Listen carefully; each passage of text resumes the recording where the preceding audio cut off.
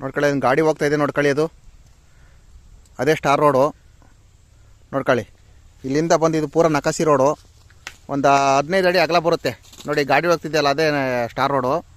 ಇದು ಬಂದು ಉಳಿಯಾರಿಂದನ 16 ಕಿಲೋಮೀಟ್ರ್ ಆಗುತ್ತೆ. ಚಿಕ್ಕನಾಗ್ನಳ್ಳಿ ತಾಲೂಕಿಂದ 10 ಕಿಲೋಮೀಟ್ರ್ ಆಗುತ್ತೆ. ಆಮೇಲೆ ಈ ಮತ್ಕಟ್ಟ ರೋಡ್ ಇದು ನೋಡಿ, ಅದು ಮತ್ಕಟ್ಟ ರೋಡು ನೋಡ್ಕೊಳ್ಳಿ.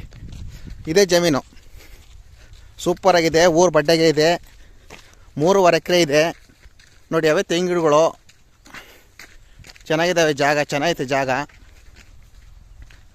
ನೋಡಿ, ಮಟ್ಟಕ್ಕಿದೆ, ಊರು ಬಡ್ಡೆಗೆ ಇದೆ, ಏನು ತೊಂದರೆ ಇಲ್ಲ, ತಗೋಬೋದು.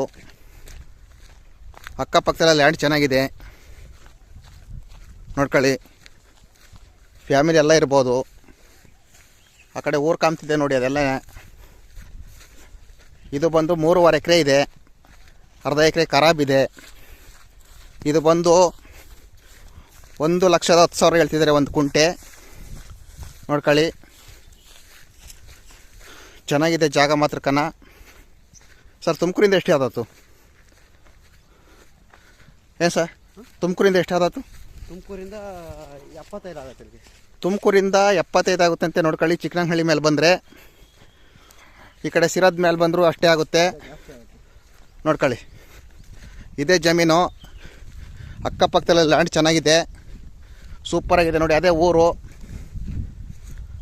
ವ್ಯವಸಾಯ ಮಾಡೋಕ್ಕೂ, ಅಡಿಕೆ ಗಿಡಕ್ಕೆ ಅಂತ ಜಾಗ ಇದು, ತೆಂಗಿನ ಗಿಡಕ್ಕೆ ಅಂತ ಜಾಗ ಇದು, ಸೂಪರಾಗಿದೆ ನೋಡ್ಕೊಳ್ಳಿ. ಇನ್ನು ಯಾರನ್ನ ಕೊಡೋರು ತಗೊಂಬರಿದ್ರೆ ಫೋನ್ ಮಾಡಿ, ಚೆನ್ನಾಗೈತೆ ಜಾಗ ಮಾತ್ರ ಕಣ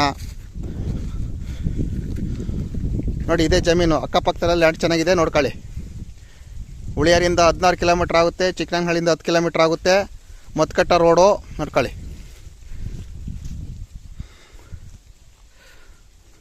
ತೆಂಗಿ ಮರ ಮಟ್ಟಕ್ಕಿದ್ದಾವೆ, ಇವೇನು ಲೆಕ್ತಾವಲ್ಲ ನೋಡ್ಕೊಳ್ಳಿ.